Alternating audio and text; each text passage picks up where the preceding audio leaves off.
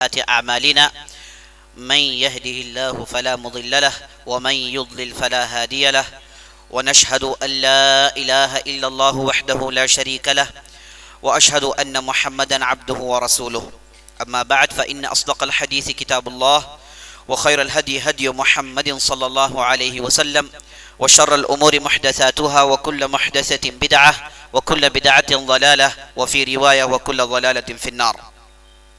فأعوذ بالله السميع العليم من الشيطان الرجيم. قال الله تبارك وتعالى: وألنا له الحديد ونعم السابغات وقدر في السرد واعملوا صالحا إني بما تعملون بصير.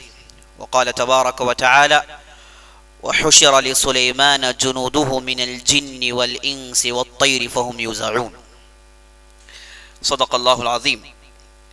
تمام قسم کی تعریفیں، وہ بڑائی، وہ بزرگی، وہ عظمت، وہ مجد اللہ رب العزت کے لیے ہے، جو ہمارا حقیقی مالک ہے، حقیقی خالق ہے، حقیقی مدبر ہے. لاکھوں کروڑوں درود و سلام ہو سرور کائنات فخر موجودات احمد مجتبیٰ محمد مصطفیٰ صلی اللہ علیہ وسلم پر، جنہیں اللہ تعالیٰ نے سارے کائنات کے لیے رحمت بنا کر مبعوث کیا. آواز ٹھیک ہے؟ آواز بڑھانا ہے؟ ٹھیک ہے. ہم اللہ تعالیٰ سے دعا کرتے ہیں کہ اللہ تعالیٰ جس طرح ہمیں اس مبارک مجلس میں جمع کیا ہے، اسی طرح ہمیں جنت الفردوس میں جمع کریں. ہم اللہ سے دعا کرتے ہیں کہ اللہ تعالیٰ ہماری رمضان کی رات کی عبادتوں کو قبول فرمائے، اللہ تعالیٰ ہماری نمازیں قبول فرمائیں، ہماری عبادتیں قبول فرمائیں، ہماری دعائیں قبول فرمائیں، اور اللہ تعالیٰ رمضان کی مبارک راتوں کی محنتوں کی بدولت اللہ تعالیٰ ہماری گردنوں کو جہنم سے رہا کروائے. آمین یا رب العالمین. عزیز دوستو، یہ اللہ کا بہت بڑا احسان و فضل ہے کہ اللہ تعالیٰ نے ہمیں ایک ایسی زندگی نوازی جس میں اللہ تعالیٰ نے ہمیں دین دی، یقین دیا، ایمان دیا، عبادت کرنے کا جذبہ دیا، اللہ کے قریب ہونے کا وہ عظیم تحفہ دیا.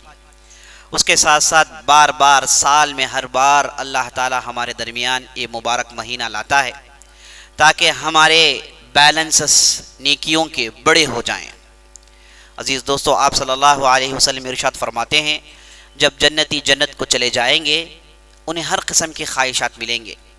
یہ تمام خواہشات کے باوجود ان کے دل میں ایک حسرت رہ جائے گی، ان کے دل میں ایک حسرت رہ جائے گی کہ اگر ہم کو اور مہلت ملتی دنیا میں، اگر ہم نے دنیا میں جو منٹس بیکار کیے ہیں جس میں ہم نے اللہ کا ذکر نہیں کیا، اے کاش اگر ہم کو وہ دوبارہ لمحے مل جائیں، دوبارہ ہمیں وہ منٹس مل جائے تاکہ ہم دنیا میں جائیں اور ان لمحوں میں بھی اللہ کو یاد کر لیں. کیونکہ آدمی قیامت کے دن جنت میں ہر نیکی کا بدلہ دیکھے گا. اللہ تعالیٰ کسی بھی قسم کی نیکی کو ضائع نہیں کرتا. ان اللہ لا یضیع اجر المؤمنین. اللہ تعالیٰ مومنین کی محنت کو ضائع نہیں کرتا. آپ کی ہر اچھی سوچ پر بھی اجر ہے، آپ کی ہر اچھی حرکت پر اجر ہے. آپ صلی اللہ علیہ وسلم نے ارشاد فرمایا: لا تحقرن من المعروف شیئا. اچھائی میں کسی بھی چیز کو کم مت سمجھو. چھوٹی سی چھوٹی اچھائی آپ اس کا بدلہ قیامت کے دن دیکھو گے، آخرت میں دیکھو گے کہ آپ نے فلاں وقت کہا ہوگا اللہ اکبر، آپ کو جنت میں ایک باغیچہ دکھا کے یا پھر ایک جھاڑ دکھا کے کہا جائے گا کہ فلاں دن تم نے جو اللہ اکبر کہا، فلاں دن تم نے لا الہ الا اللہ کہا، فلاں دن تم نے جو اللہ کو یاد کیا، اس کے بدلے یہ جھاڑ ہے. ایک سمندر، ایک ندی بتا کر کہا جائے گا کہ تم نے فلاں وقت جو نیکی کمائی اس کا بدلہ یہ ہے. تو ہر حرکت پر اس کا اجر، ہر حرکت پر اس کا بدلہ دیکھ کر جنتی کے دل میں حسرت پیدا ہو جائے گی کہ اے کاش دنیا میں ہم واپس جائیں اور وہ لمحوں کو، وہ منٹوں کو بھر دے جس میں ہم نے اللہ کو یاد نہیں کیا، اللہ کی یاد سے دوبارہ بھر دے. عزیز دوستو، یہ بہت بڑا حسرت ہوگا، بہت بڑا غم ہوگا کہ کیوں ہم نے دنیا کے اوقات کو ضائع کر دیا، کیوں ہم نے انہیں جو ہے نیکیوں سے نہیں بھرا. یہ سوچ سوچ کر جنتی حسرت بھر رہے ہوں گے. نبی صلی اللہ علیہ وسلم نے ارشاد فرمایا. تو اللہ نے یہ زندگی ہم کو دی تاکہ ہم نیکی کر کے آخرت سنوار لیں. اگر کسی کو اللہ نے لمبی زندگی دی، معنی یہ ہے کہ اس کے آخرت کو اور اچھا سنوار لیں. اگر اللہ نے نیکیوں کرنے کا موقع دیا، معنی یہ ہے کہ اللہ تعالیٰ اس کی جنت کو سنوارنے کے اسباب مہیا کر رہا ہے. عزیز دوستو، رمضان کا مبارک مہینہ ہم کو یہی پیغام دے رہا ہے، ہم کو یہی دعوت دے رہا ہے کہ چلو اب نیکی کریں، جتنا ہو سکے، جتنا ممکن ہو سکے نیکی کریں. اور آپ صلی اللہ علیہ وسلم ارشاد فرماتے ہیں جیسے ہی رمضان آ جاتا ہے اللہ کا ایک فرشتہ سڑکوں میں اعلان کرتے ہوئے گھومتا ہے یا باغی الخیر اقبل یا باغی الشر اقصر، اے خیر چاہنے والے، اے نیکی چاہنے والے، اب آگے بڑھنے کا موقع ہے، چلو اب نیکی کرو، چلو آگے بڑھ کے نیکی کرو، ضائع مت کرو، اوقات ضائع مت کرو، فضول ضائع مت کرو، چلو نیکی کماؤ، اعلان کرتے ہوئے گھومتا ہے۔ اسی طریقے سے یہ بھی اعلان کرتا ہے کہ جو لوگ شر کرنا چاہتے ہیں، جو لوگ برائی کرنا چاہتے ہیں، اب تو کم از کم رک جائیں، یہ رمضان کا مہینہ ہے، اب تو کم از کم اپنے آپ کو روکے رکھے، رمضان کے مہینے میں برائی نہ کریں، یہ خیر کا مہینہ ہے۔ تو عزیز دوستو، یہ نیکیوں کا ہول سیل، ہم اس کے تعلق سے کتنا کم شعور رکھتے ہیں۔ ہم میں سے کتنے ایسے لوگ ہیں جو اسے سیریسلی سوچتے ہیں کہ یہ بہت بڑی چیز ہے، بہت بڑا تحفہ ہے جو اللہ نے ہمارے درمیان لایا ہے۔ آپ ایک وقت نماز پڑھیں گے تو 70 وقت نماز پڑھنے کے برابر ہے۔ آپ ایک مرتبہ نیکی کریں گے تو 70 مرتبہ کرنے کا ثواب ملتا ہے۔ اللہ تعالیٰ نے اس امت کے لوگوں کی عمروں کو کم رکھا، اور لیکن نیکیاں کمانے کے لیے بہت سارے موقع فراہم کیے۔ ایسی لیلۃ القدر کی رات اللہ نے کس سے پہلے والوں کے لیے نہیں رکھی، ایسا مبارک مہینہ، ایسے ہول سیل نیکیوں کا انبار اللہ تعالیٰ نے اگلے والوں کے لیے نہیں جمع کیا۔ یہ امت مسلمہ کی خوبی ہے کہ اس کے افراد کم رہیں گے، کم مدت جئیں گے، لیکن ڈھیر سارے نیکیاں کمائیں گے۔ عزیز دوستو، ہم اور آپ کو چاہیے کہ اس تعلق سے سیریس سوچیں اور نیکیوں کی طرف آگے بڑھیں۔ چند باتیں تھیں جن کا تعلق تمہید سے تھا، اب چلیے ہم اصل موضوع کی طرف آگے بڑھتے ہیں۔ موضوع آج ہمارا ہے داؤد علیہ السلام اور سلیمان علیہ السلام کے معجزات۔ ہم نے کل کی مجلس میں موسیٰ علیہ السلام کے معجزات دیکھے، اور ہم نے بتایا کہ ان کے 9 معجزات کا ذکر قرآن کے اندر آیا ہے۔ اللہ رب العزت نے انہیں 9 معجزے دیے تاکہ آل فرعون کو توحید کی طرف بلائیں، تاکہ آل فرعون کو بتا دیں کہ موسیٰ کو اللہ تعالیٰ نے بھیجا ہے، یہ اللہ کے پیغمبر ہیں، ان کا پیغام حق ہے۔ اور جب اس نے نہیں مانا تو اللہ نے اسے برباد کر ڈالا۔ تو موسیٰ علیہ السلام کے بعد جو نبی جن کے معجزات ثابت ہیں وہ ہے داؤد علیہ السلام۔ موسیٰ علیہ السلام کے بعد بہت سارے دوسرے انبیاء آئے، الیسع نامی ایک نبی آئے لیکن ان کا کوئی معجزہ ثابت نہیں، ذوالکفل نامی ایک نبی آئے، ان کا کوئی معجزہ ثابت نہیں۔ جو نبی جن کا معجزہ ثابت ہے وہ ہیں داؤد علیہ السلام، اور اس کے بعد ان کے لڑکے سلیمان علیہ السلام۔ داؤد علیہ السلام، داؤد علیہ السلام ہم جانتے ہیں یہ رسول ہونے کے ساتھ ساتھ بادشاہ تھے۔ اللہ نے انہیں بادشاہت دی تھی، فلسطین کے بادشاہ تھے، اور رسول ہونے کے ساتھ ساتھ اگر پاور مل جائے تو رسول کیسے اللہ کی شریعت نافذ کرتا ہے وہ داؤد علیہ السلام کی زندگی سے ہمیں دیکھیں۔ اسی لیے یہود داؤد علیہ السلام کے اس دور کو سنہرا دور مانتے ہیں، گولڈن ایرا مانتے ہیں، اور داؤد علیہ السلام نے جہاں اپنا پیلس بنایا تھا، جہاں بیٹھ کر وہ حکومت کرتے تھے، جس پہاڑی پر رہ کر وہ حکومت کرتے تھے، اس پہاڑی کو بابرکت پہاڑی مانتے ہیں۔ اس پہاڑی کا نام عزیز دوستو عربی میں صہیون کہتے ہیں، انگلش میں اسے زیون کہتے ہیں۔ اسی لیے آپ دیکھیں گے جیوس میں ایک ہے کیٹیگری جسے زیونسٹ کہتے ہیں، ایک دوسرا کیٹیگری ہے جسے جوڈائزم کہتے ہیں۔ دو ہیں، ایک ہے زیونسٹ، ایک ہے جوڈائزم والے جیوس۔ یہ جو زیونسٹ ہیں ان کا عقیدہ یہ ہے کہ وہ چاہتے ہیں کہ یہودیت کو نافذ کریں۔ عام یہودی جو آپ دیکھیں گے بڑی بڑی داڑیاں ہوں گی، لمبی لمبی عبادتیں کریں گے، ان کے پاس شریعت وہ اپنے عبادت گاہ میں رکھتے ہیں، وہ لا کر لوگوں پر نافذ کرنا، تورات کے احکام کو نافذ کرنا، ڈوز اور ڈونٹس کو نافذ کرنا یہ چاہتے نہیں ہیں۔ اسی لیے آپ دیکھیں گے یہ جو جیوس ہیں عام، یہ کبھی کبھار مسلمانوں کو بھی سپورٹ کریں گے، آپ دیکھے ہوں گے ویڈیوز میں، کبھی کبھار بینرز لے کے نکل جاتے ہیں، فلسطین کی افراد کی سپورٹ کرتے ہیں، کبھی ایسے ہو جاتا ہے۔ لیکن ایک ہے زیونسٹ جن کے چہرے میں داڑیاں نہیں ہوں گی، ہے نا، بالکل وہ یورپ کے ڈھنگ پر ہوں گے، لیکن ان کا دل یہ چاہتا ہے کہ دوبارہ داؤد علیہ السلام کا دور آئے، دوبارہ یہودیوں کو طاقت ملے، اور ان کا عقیدہ بھی یہی ہے کہ یہودیوں کو طاقت ملے تو ہی دنیا میں امن ہے، یہودیوں کو طاقت ملے تو ہی یہودیوں کی عزت ہے۔ بہرحال ایک لمبی تفصیل ہے۔ تو میں بتا یہ رہا تھا کہ داؤد علیہ السلام کو اللہ نے طاقت دی اور ایسے پیلس میں ٹھہر کر حکومت چلاتے تھے، اس پہاڑی کا نام تھا زیون، اسی لیے اپنے آپ کو زیونسٹ کہتے ہیں، عربی میں ہم اسے صہیون کہتے ہیں۔ تو داؤد علیہ السلام کو اللہ نے کافی کشادہ سلطنت دی تھی، حالانکہ معمولی آدمی تھے۔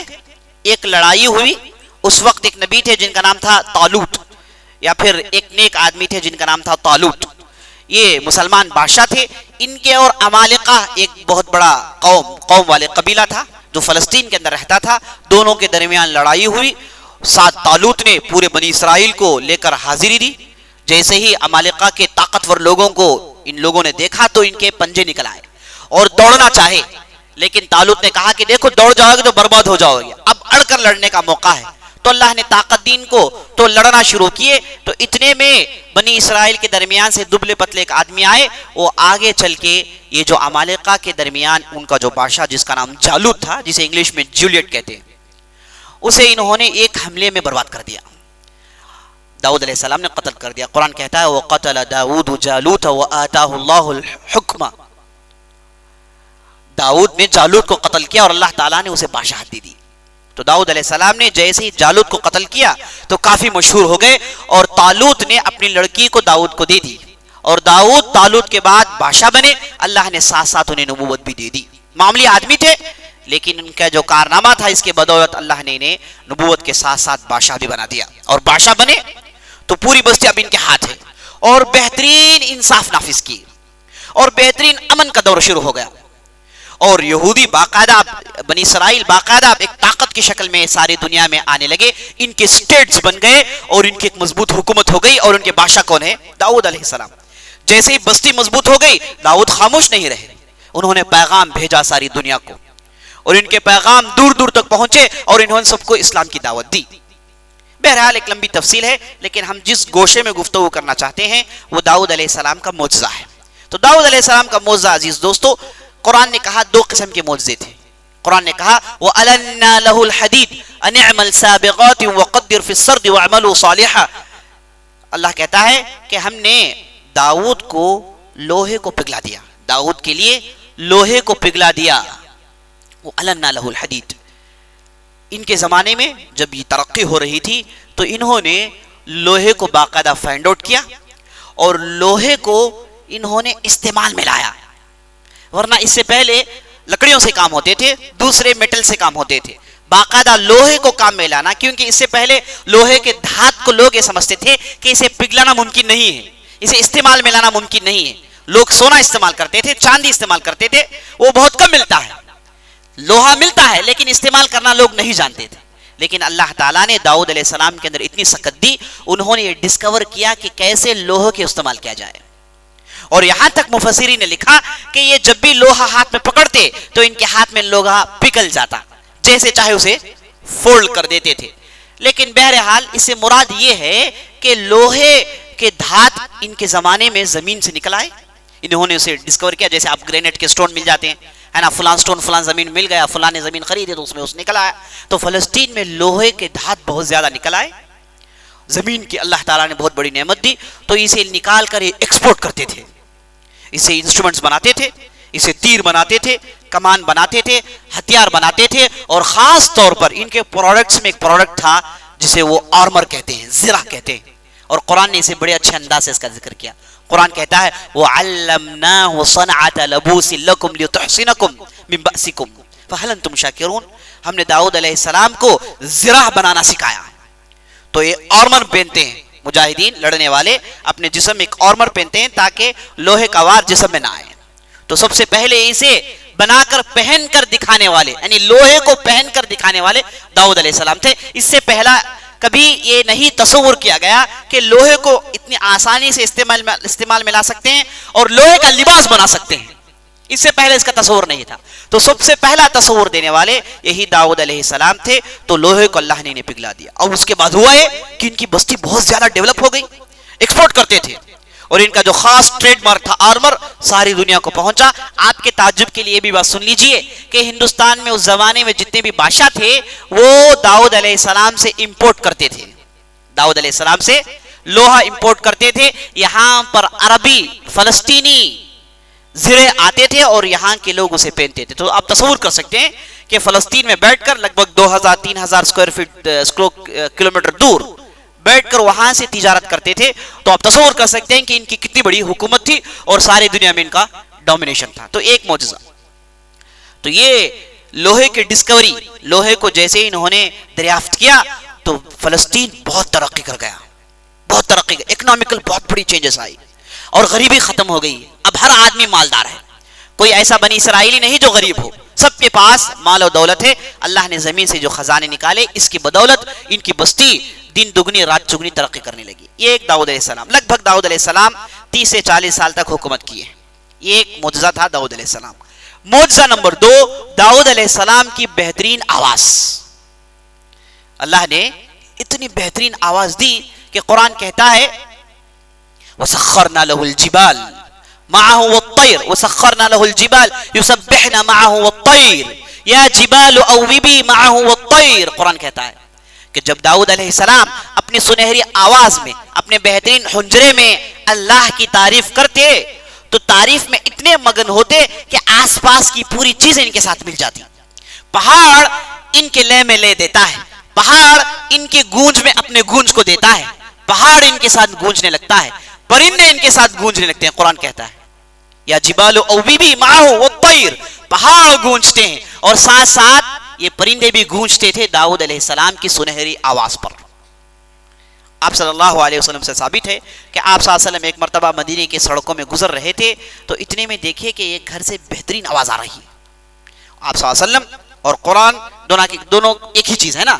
تو جیسے آپ صلی اللہ علیہ وسلم نے قرآن سنا تو اپنے آپ کو روک نہیں پائے تو جا کے تھوڑی دیر کے لیے رک گئے اور یہ قرآن کی تلاوت سننے لگے. بڑی شیرین تلاوت تھی. بہت دیر تک سننے کے بعد دوسرے دن وہ صحابی سے ملاقات ہوئی جن کا نام تھا ابو موسیٰ الاشعری. تو آپ صلی اللہ علیہ وسلم نے ابو موسیٰ کی تعریف کی. کہا کہ اے ابو موسیٰ، اللہ تعالیٰ نے تمہیں داؤد علیہ السلام جیسا حنجرہ دیا ہے. اللہ نے تمہیں داؤد علیہ السلام جیسے گلا دیا ہے. تو آپ صلی اللہ علیہ وسلم نے تعریف ابو موسیٰ کی تو نام کس کا لیا؟ ساتھ داؤد علیہ السلام کا لیا. تو اس سے معلوم ہوا کہ داؤد علیہ السلام کا گانا، داؤد علیہ السلام کی تلاوت، داؤد علیہ السلام کا قرآن پڑھنا ساری دنیا میں مشہور تھا. اسی لیے آپ دیکھتے ہیں بائبل میں ایک مستقل چیپٹر ہے جسے پامز کہتے ہیں، جسے ہم عربی میں کہتے ہیں زبور. آپ اسے اٹھا کر آج بھی پڑھیے. اس میں پورے کی پوری اللہ کی تعریف ہے. اس میں کوئی احکامات نہیں، کوئی ڈوز نہیں، کوئی ڈونٹس نہیں، کچھ بھی نہیں. اس میں گویا کہ سورہ فاتحہ ہے، مکمل طور پر اللہ کی تعریف ہے جو کئی صفحوں میں مشتمل ہے. لگ بھگ 15 سے 20 صفحوں میں مشتمل ہے. بہرحال یہ داؤد علیہ السلام پر مکمل نازل ہوا وہ اب تک محفوظ ہے. ہم بہتر نہیں جانتے، اللہ ہی بہتر جانتا ہے.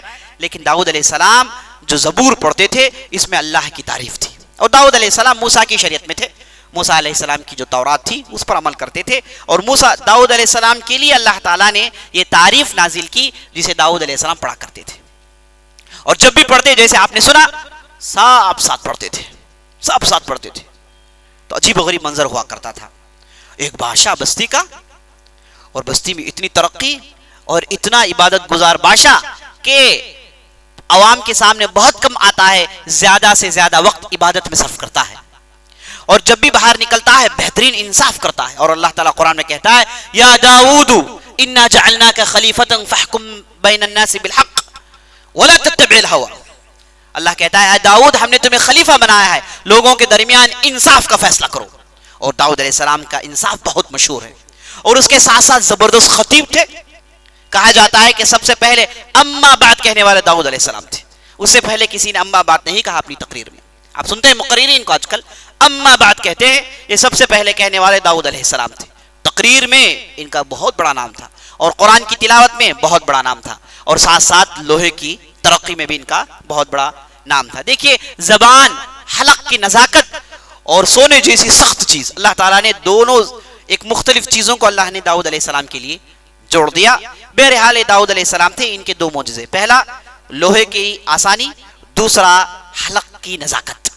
اللہ نے دو بڑے بڑے معجزے دیے. اس کے ذریعے سے کئی لوگوں کو انہوں نے اسلام میں داخل کیا. داؤد علیہ السلام کے بعد ان کے لڑکے سلیمان علیہ السلام ہے نا. باپ سیر تو بیٹا سوا سیر ہے نا. داؤد علیہ السلام کے اندر دو نعمتیں تھی، دو معجزے تھے. تو سلیمان کے انگنت معجزے تھے. باپ کے بعد یہ نبی بنے اور رسول بنے اور ساتھ ساتھ بادشاہ بنے. اور اس کے بعد انہوں نے ایسی ترقی کی، اللہ اکبر. باپ کو اللہ تعالیٰ نے لوہے کو آسان کر دیا تو بیٹے کو اللہ تعالیٰ نے تانبا آسان کر دیا. اور قرآن کہتا ہے وَأَسَلْنَا لَهُ عَيْنَ الْقِطْرِ، ہم نے سلیمان کے لیے تانبا آسان کر دیا. کہا جاتا ہے کہ زمین میں جہاں کہیں بھی کھودتے تانبے کی تلاش میں، اور کیا لوجسٹ ان کے پاس تھے جو زبردست کام کرتے تھے ہے نا، بہت سارے سائنٹسٹ اپنے پاس رکھے ہوئے تھے، زمین میں بھیجتے تاکہ تلاش کر لائیں، اور ساتھ ساتھ ان کے پاس وہ ایکسٹرا ٹیکنالوجی تھی جو کسی کے پاس نہیں، پرندے ایسے کہ جو زمین کے نیچے کیا ہے وہ بتایا کرتے تھے، ایسے پرندے تھے، تو وہاں کھدائیاں ہوتی تھی، اور جہاں بھی کھدائی ہوتی، جہاں سے بھی تانبا نکلتا، تو مفسرین کہتے ہیں کہ تانبوں کے دھار نکلتے تھے، جھرے نکلتے تھے، جیسے پانی نکلتا ہے ویسے تانبے کے جھرے نکلتے تھے۔ تو اللہ تعالیٰ نے تانبے کو سلیمان کے لیے آسان کر دیا، اور اس کے بعد انہوں نے کیا کیا، انہوں نے بگونے بنائے، یوٹینسلز بنائے، بڑے بڑے برتن بنائے، اور ساری دنیا کے ایکسپورٹر بن گئے۔ پہلے لوہا کا ایکسپورٹ کرتے تھے والد صاحب، تو بیٹے نے تانبے کا ایکسپورٹ شروع کر دیا، اور بستی بہت زیادہ ترقی کر گئی، اور کہا جاتا ہے فلسطین سے لے کر یمن تک سلیمان کی حکومت تھی، فلسطین سے لے کر یمن تک سلیمان کی حکومت تھی، اور جتنی بھی دنیا تھی اس میں سلیمان کی حکومت تھی۔ تو سلیمان کے لیے پہلا معجزہ یہ تھا کہ اللہ تعالیٰ نے انہیں تانبا آسان کر دیا، اور دوسرا معجزہ جیسے قرآن کہتا ہے وقالوا الحمد للہ ایھا الناس علمنا منطق الطیر، دوسرا معجزہ یہ ہے سلیمان کا کہ اللہ تعالیٰ نے انہیں جانوروں کی بات چیت کی سمجھ دی، جانوروں کی بات چیت سمجھتے تھے۔ سبحان اللہ، سورہ نمل میں اللہ تعالیٰ نے ایک لمبا واقعہ بیان کیا جس میں سلیمان سے گفتگو کرتے ہیں چونٹیاں، سلیمان کی گفتگو ہوتی ہے علیہ السلام کس سے، ہدہد پرندے سے، جانوروں سے گفتگو کرتے تھے، جانوروں سے ان کی بات چیت تھی، عجیب و غریب صلاحیت، کسی اور کو نہیں دی۔ اور دیکھیے جب بھی یہ صلاحیت بیان کرتے تو اس کے بعد کہتے الحمدللہ الحمدللہ۔ اور قرآن کہتا ہے کہ ایک مرتبہ سلیمان علیہ السلام اپنے تمام لشکر کو ساتھ لے کر جا رہے تھے، ایسے معلوم ہو رہا ہے کہ کہیں جہاد ہے، لڑائی ہے، اس کے لیے جا رہے ہیں۔ اب سلیمان علیہ السلام کے لشکر میں ہے کون؟ اللہ کہتا ہے دیکھیے وحشر لسلیمان الجنودہ من الجن والانس والطیر فهم یوزعون، سلیمان کے لشکر میں کون کون ہے؟ سب سے زیادہ جن ہیں، اور ان کے لشکر میں انسان ہیں، اور ان کے لشکر میں پرندے ہیں، یہ سب ان کا لشکر ہے۔ اور سلیمان علیہ السلام آگے ہوتے فهم یوزعون، قرآن کہتا ہے فهم یوزعون، فهم یوزعون کا معنی یہ کہ یہ پورا لشکر اتنی بڑی تعداد میں ہونے کے باوجود سلیمان کے آگے نہیں جاتا، سلیمان آگے جاتے لشکر پیچھے ہوتا علیہ السلام۔ تو ہوا ایک مرتبہ یہ کہ جب یہ پورا لشکر نکل کر جا رہا تھا، اب دیکھیں بڑا ہی عجیب و غریب منظر ہے، لشکر میں پہلے سلیمان ہے اور ان کا وہ زبردست سواری ہے جس میں وہ سوار ہیں، اور اس کے بعد ان کے پیچھے ان کے بڑے زبردست منسٹرز، اور اس کے بعد ان کا لشکر، اور اس کے بعد جن پورے لشکر کی حفاظت کر رہے ہیں، اور اس کے اوپر سے ہے نا ایئر فورس، ایئر فورس کیا ہے؟ پرندے ہیں جو سلیمان کو چھاؤں دے رہے ہیں، ہے نا، سلیمان پر سورج نہ پڑے، لگے ہوئے ایک سے ایک پورے جمع ہو کے سلیمان کو چھاؤں دے رہے ہیں، اور یہ لشکر لے کر سلیمان نکلا کرتے تھے۔ اور تو جو تعجب کرے کوئی مقابلہ تھوڑی کرے گا کہ بھائی جس کے پاس انسان کے ساتھ ساتھ جن ہے اور اوپر سے پرندے، یہ منظر دیکھے تو کون مقابلہ کرنے کے لیے آگے آئے گا؟ کوئی مقابلہ نہیں کرتا۔ تو سلیمان ایک مرتبہ لشکر لے کر نکلے، تو اتنے میں سلیمان نے لوگوں سے کہا کہ رک جاؤ، ایک اہم مسئلہ ہے، سب رک گئے۔ بولا کہ کیا معاملہ ہے؟ کہا کہ دیکھو چونٹیوں کے ریلے جا رہے ہیں، رک جاؤ۔ چونٹیاں پاس ہو رہی تھیں، اور اتنے میں ایک چونٹی جو بڑی چونٹی تھی اپنی چونٹیوں کو دیکھ کر کہنے لگی یا ایھا النمل ادخلوا مساکنکم لا یحطمنکم سلیمان وجنودہ وهم لا یشعرون، اے چونٹیاں اب چلو اپنے اپنے گھروں میں داخل ہو جاؤ، کہیں سلیمان اور ان کے لشکر کے لوگ تمہیں روند نہ لیں اور ان کو پتہ بھی نہ چلے۔ اور سلیمان علیہ السلام کی گفتگو سمجھ میں آ گئی، چونٹی کی بات سلیمان علیہ السلام کو سمجھ میں آ گئی۔ اور دیکھیے سبحان اللہ، قرآن کی تعبیر دیکھیے، قرآن کہتا ہے لا یحطمنکم سلیمان وجنودہ، تمہیں اے چونٹیوں، تمہیں سلیمان کے لشکر روند نہ لے، کچل نہ لے، کچل نہ لے۔ اور مفسرین یہ کہتے ہیں کہ اللہ تعالیٰ نے چونٹیوں کے جسم کا سٹرکچر ایسے بنایا، وہ کانچ جیسے ہیں، انہیں کچلا جا سکتا ہے، روندا نہیں جا سکتا، اسی لیے قرآن کہتا ہے لا یحطمنکم، تمہیں کچل نہ دے، روندا نہ دے، ہے نا، فرق ہے، کچلنا کانچ کو آپ کچلتے ہیں، ہے نا، یا پھر ایک پھل کو آپ رونتے ہیں، کانچ کو کچلتے ہیں۔ تو چونٹیوں کے جسم کو اللہ تعالیٰ نے کچھ اس ڈھنگ سے بنایا تھا، تو چونٹیوں نے کہا کہ لا یحطمنکم سلیمان وجنودہ، سلیمان اور ان کا لشکر تمہیں کچل نہ دے، چلو اب اندر چلے جاؤ۔ اب سلیمان کو یہ گفتگو سمجھ میں آئی تو سلیمان کو فخر نہیں آیا، سلیمان کا سینہ تن گیا، نہیں دیکھو بھائی میں ہی کرنے والا ہوں، ہے نا، میرے علاوہ کوئی نہیں۔ تو فوراً سلیمان کے تعلق سے قرآن کہتا ہے فتبسم ضاحکا وقال رب اوزعنی ان اشکر نعمتک التي انعمت علی وعلى والدی وان اعمل صالحا ترضاه وادخلنی برحمتک فی عبادک الصالحین۔ فوراً سلیمان ہنستے ہیں، قرآن کے فتبسم ضاحکا، ہنسنے لگتے ہیں، اور اس کے بعد فوراً دعا کرتے ہیں کہ اے رب العالمین، تو نے جو مجھے نعمت دی ہے اس نعمت کا شکر ادا کرنے کی توفیق بخش۔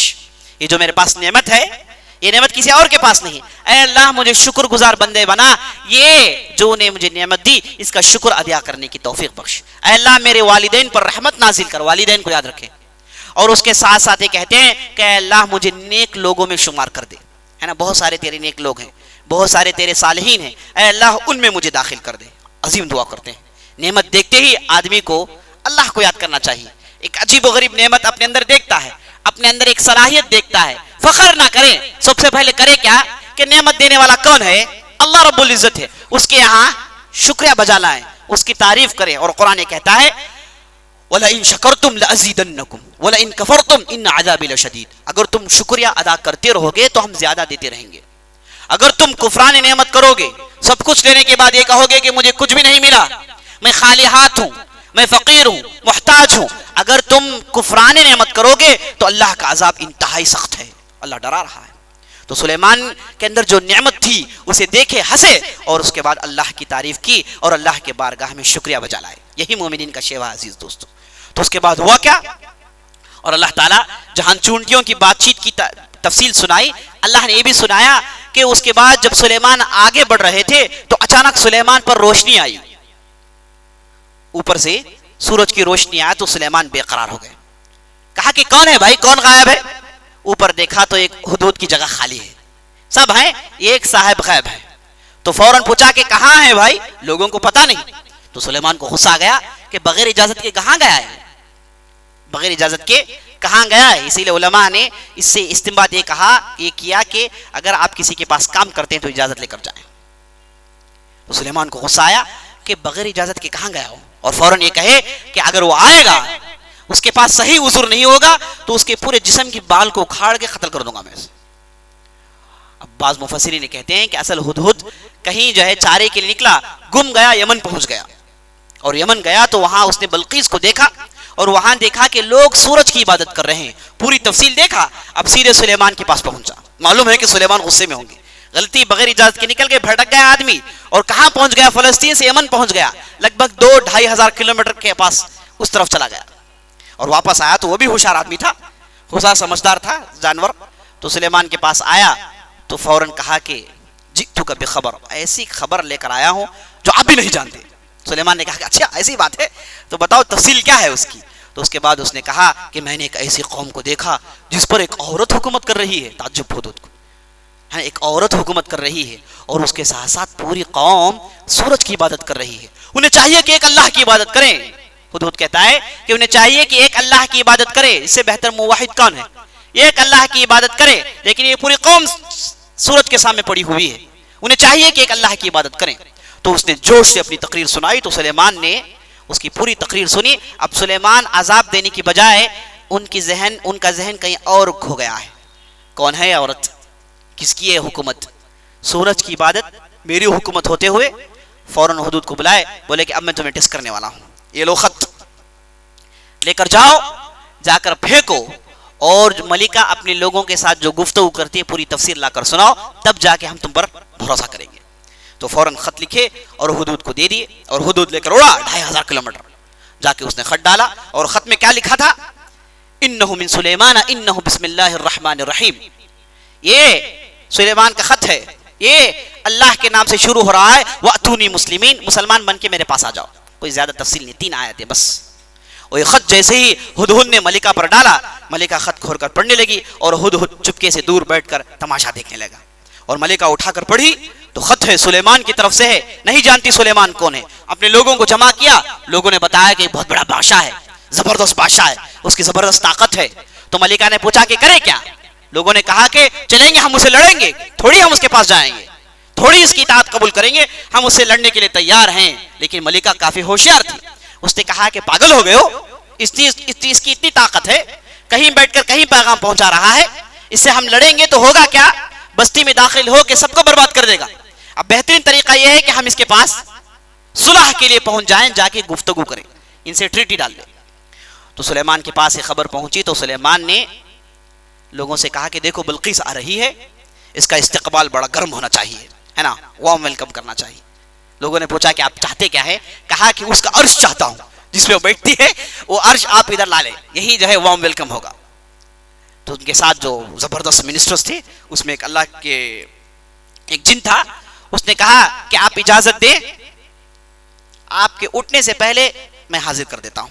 قبل ان تقوم من مقامک, آپ مجلس ختم کر کے اٹھیں گے نا, اس سے پہلے آپ دیکھیں گے کہ آپ کے سامنے عرش ہے. سلیمان نے کہا کہ کافی وقت ہے, اتنا وقت نہیں ہے ہمارے پاس.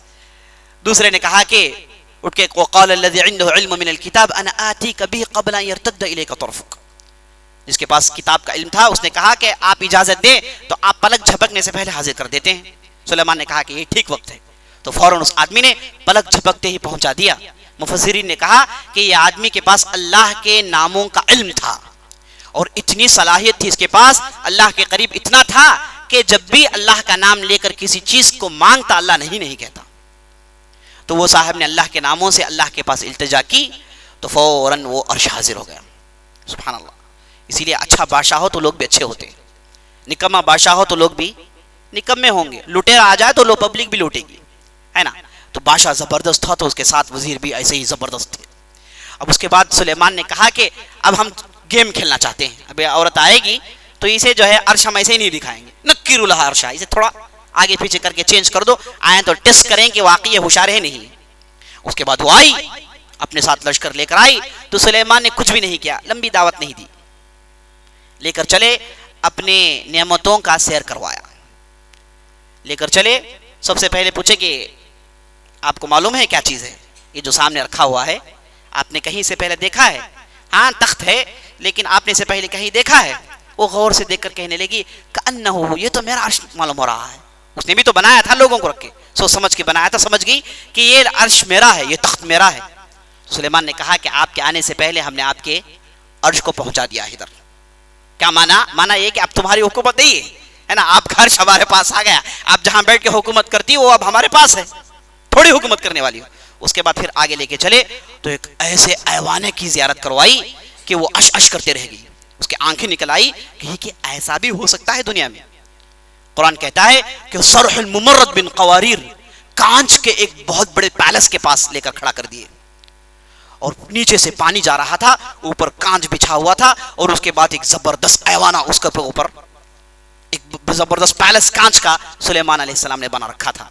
اور جب قریب گئی تو اپنے کپڑے اٹھانے لگی, یہ سمجھ گئی کہ نیچے سے پانی جا رہا ہے.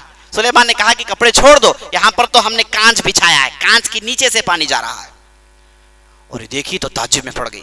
اور اس کے بعد سلیمان نے کہا کہ کیا تم تعجب کر رہی ہو, یہ سمجھتی ہو کہ میرے کام ہے؟ نہیں, میں تو اللہ کا نبی ہوں, یہ سب اللہ کے کام ہیں. ہم ایک اللہ کی عبادت کرتے ہیں, ہم سورج کی عبادت نہیں کرتے, ہم چاند کی عبادت نہیں کرتے, جھاڑوں پیڑوں پودوں کی عبادت نہیں کرتے. ہمارے پاس ایک اللہ کی عبادت ہوتی ہے, ہم اسی کی عبادت کرتے ہیں. میں اس کا بھیجا ہوا رسول ہوں, تمہارے لیے بہتر یہ ہے کہ مسلمان ہو جاؤ. اب اس کے پاس کوئی چارہ نہیں رہا, اتنی ساری نعمتیں اور اتنا نیک بندہ ہے نا, اتنی بڑی نعمتوں ہو تو ایسا بادشاہ فخر غرور کا ہوگا, ہے نا, اس کے پاس یہ اخلاق نہیں ہوں گے. ایک عورت کو لے کر سلیمان علیہ السلام سیر کر کر دکھا رہے ہیں. کوئی دوسرا بادشاہ ہوتا تھوڑی عورت بچ کر جائے گی, ہے نا, اتنی عزت اتنا احترام. تو اسے اب کوئی چارہ نہیں رہا, اس نے اشہد اللہ الہ الا اللہ کہہ کے اسلام میں داخل ہو گئی, مسلمان ہو گئی. اور اس کے بعد پورے یمن میں سلیمان علیہ السلام کی دعوت پہنچ گئی, وہاں کے لوگ مسلمان ہو گئے.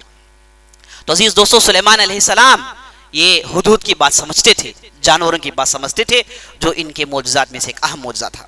اسی طریقے سے سلیمان علیہ السلام کے معجزات میں سے ایک معجزہ یہ بھی تھا کہ جن ان کے پاس کام کرتے تھے. اللہ کہتا ہے والشیاطین کل بناء وغواص, اور سلیمان علیہ السلام کے پاس شیطان تھے, ان کے پاس کام کرتے تھے. اور وہ کیسے تھے؟ کل بناء, زبردست عمارتیں بننے والے, وغواص, اور پانی کے نیچے جا کر موتیوں کو چن کر لاتے تھے, زمین کے نیچے جا کے موتیوں کے چن کر لاتے تھے. یہ ایسے قسم کے جن سلیمان علیہ السلام کے پاس تھے. ایک دوسری جگہ اللہ کہتا ہے وَيَعْمَلُونَ لَهُ مَا يَشَاءُ مِن مَحَارِيبَ وَتَمَاثِيلَ وَالْقُدُورِ وَالْقُدُورِ كَالْجَوَابِ وَالْقُدُورِ الرَّاسِيَاتِ وَالْجِفَانِ كَالْجَوَابِ وَالْقُدُورِ الرَّاسِيَاتِ. کہ ایسے زبردست جن تھے کہ جو سلیمان علیہ السلام کے لیے محراب بناتے تھے, زبردست محراب بناتے تھے.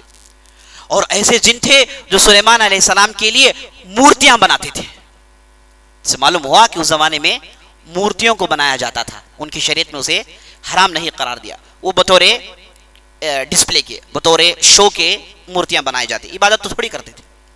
اور اس کے بعد بڑے بڑے برتنیں بنائی جاتی تھی، بڑے بڑے دیگ بنائے جاتے تھے، اور اس کے بعد بڑے بڑے شین بنائے جاتے تھے، ایک ایک شین بھی حوض جیسا تھا۔ ایسے معلوم ہوتا ہے کہ سلیمان علیہ السلام کے پاس یہ کنسٹرکشن کے کانسیپٹس تھے، ڈیفرنٹ کنسٹرکشن کے کانسیپٹ تھے، اور ساری دنیا سے انہیں آرڈرز ملتے تھے، اور یہ لوگوں کو بھیج کر وہ بنا کر ساری حکومتوں میں سپلائی کرتے تھے، ایسے ہی محسوس ہوتا ہے۔ اور اس کے بعد بڑے بڑے دیگ تھے، ایسے دیگ کہ ایک دیگ میں کئی بستیوں کا کھانا پکتا تھا۔ یہ سب بنانے والے کون تھے؟ جن تھے جو انسان نہیں کر سکتے تھے۔ اسی طریقے سے اللہ کہتا ہے مقررین فی الاصفاد، اور ایسے بھی شیطان تھے جنہیں سلیمان علیہ السلام نے باندھ کر اپنے پاس رکھا تھا، انہیں مار کر کام لیتے تھے، شریر لوگ تھے، انہیں مار مار کر کام لیتے تھے سلیمان علیہ السلام۔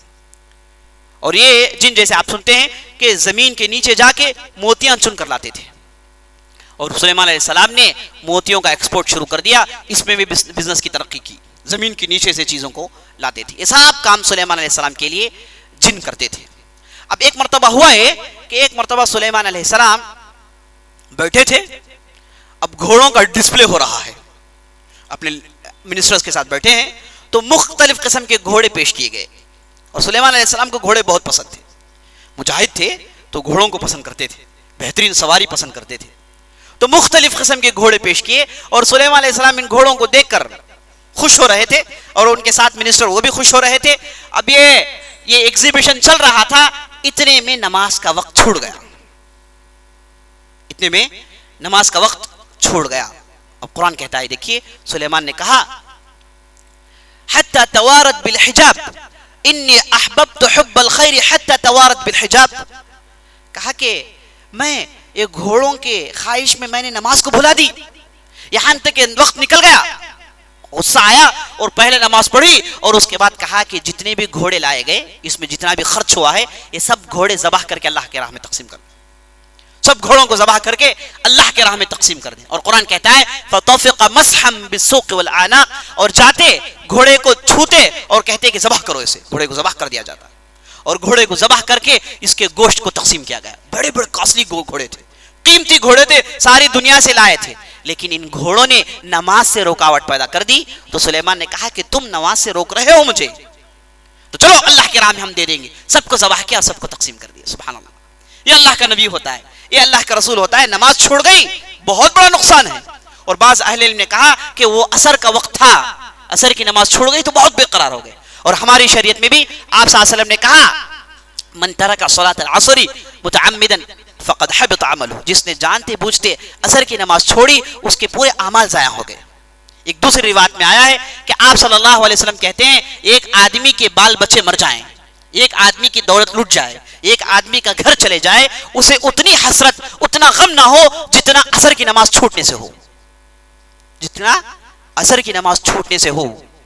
وحافظوا علی الصلوات والصلاۃ الوسطی وقوموا للہ قانتین، اللہ تعالیٰ نے کہا کہ نماز کی پابندی کرو، اور بیچ کی نماز کی خاص پابندی کرو، اور اللہ کے لیے ڈرتے ہوئے کھڑے ہو جاؤ۔ یہ بیچ کی نماز کون سی ہے؟ عصر کی نماز، اس سے پہلے فجر اور ظہر، اس کے بعد مغرب اور عشاء، تو بیچ کی نماز عصر کی نماز ہے۔ اور آپ صلی اللہ علیہ وسلم سے ثابت ہے کہ آپ صلی اللہ علیہ وسلم عصر کی نماز کافی لمبی پڑھتے تھے۔ ایک صحابی کہتے ہیں کہ نبی صلی اللہ علیہ وسلم کی عصر کی نماز اتنی لمبی تھی کہ میں نماز کے لیے ایک مرتبہ پہنچا تو اتنے میں مجھے حاجت کی ضرورت پڑی، تو میں نبی صلی اللہ علیہ وسلم کو اسی حالت میں چھوڑ کر حاجت پوری کرنے کے لیے بہت دور گیا، یہاں تک کہ لوگوں کی نظروں سے اوجھل ہو گیا۔ میں گیا، میری حاجت پوری کی، اور اس کے بعد آیا اور وضو کیا تو آپ صلی اللہ علیہ وسلم دوسری رکعت میں، آپ صلی اللہ علیہ وسلم عصر کی دوسری رکعت میں، اتنی لمبی نماز آپ صلی اللہ علیہ وسلم عصر کی پڑھتے تھے۔ اور ایک مرتبہ جنگ احزاب کے موقع پر عصر کی نماز آپ صلی اللہ علیہ وسلم کی چھوڑ گئی تو آپ صلی اللہ علیہ وسلم نے مشرکین پر بدعا بھیجی، کہا کہ اللہ تعالیٰ ان کے چہروں کو کالا کرے، اللہ تعالیٰ انہیں برباد کرے، ان لوگوں نے تو ہمیں نماز سے روک لیا۔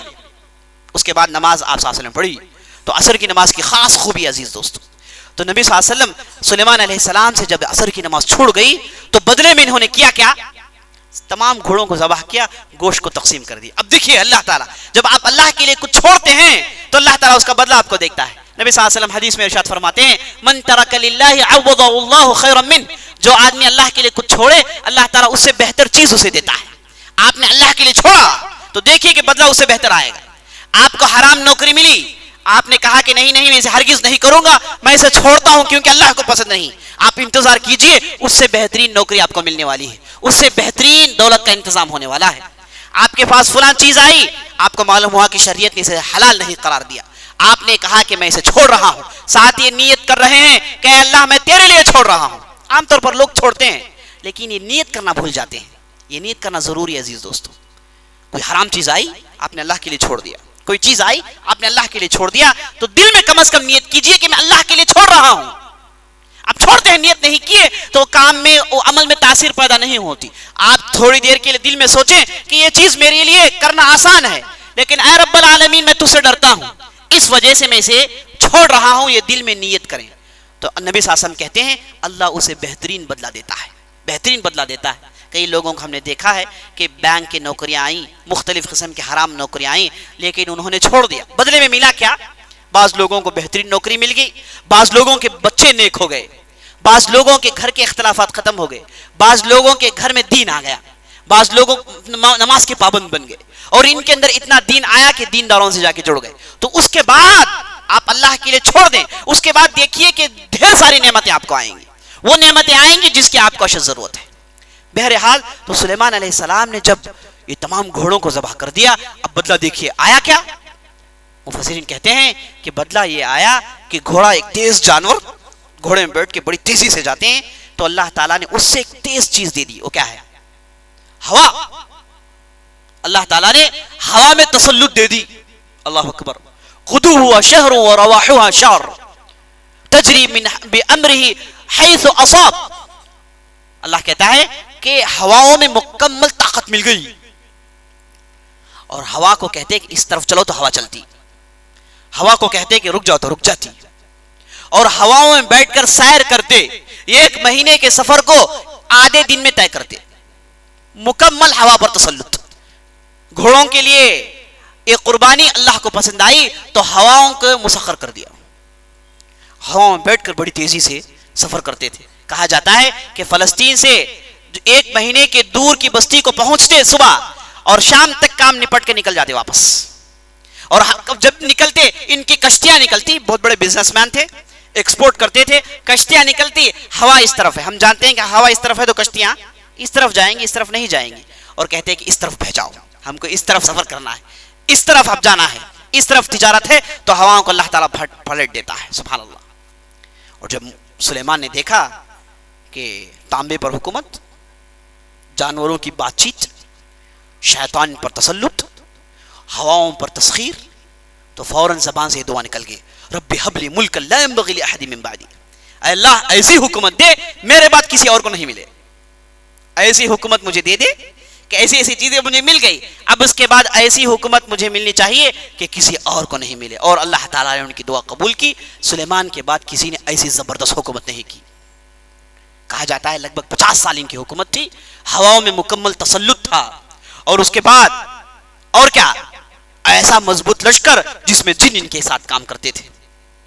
اور اس کے بعد عزیز دوستو, سلیمان علیہ السلام جب بوڑھے ہوئے تو آخری زمانے میں انہوں نے ایک پروجیکٹ شروع کیا بیت المقدس بننے کا.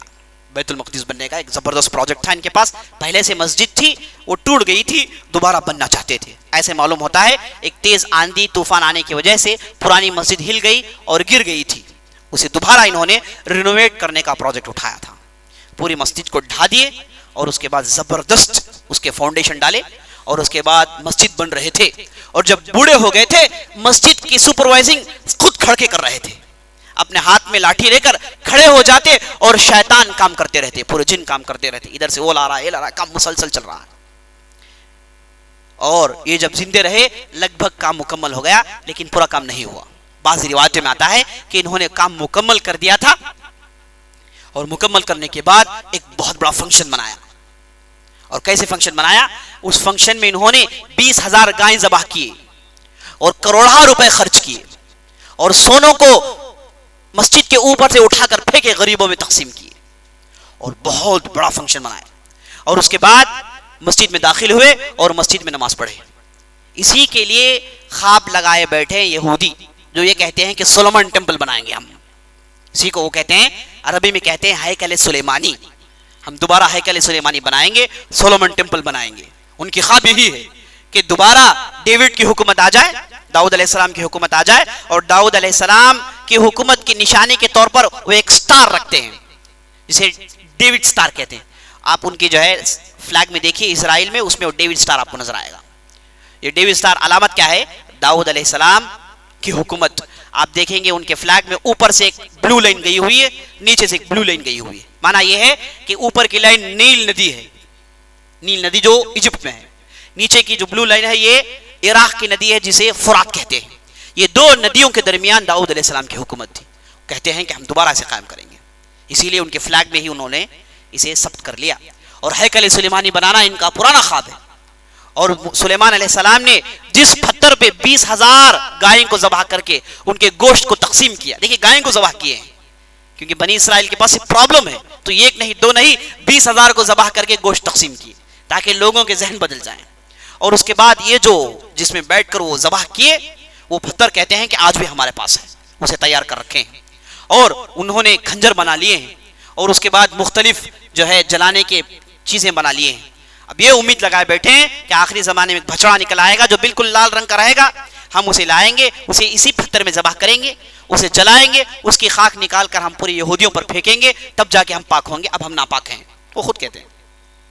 بہرحال اسی کو عزیز دوستو سلیمان ٹیمپل ہیکل سلیمانی کہتے ہیں۔ تو سلیمان علیہ السلام نے بنایا، اندر ایک زبردست محراب بنایا جہاں پر وہ ٹھہر کر خطبہ دیتے تھے۔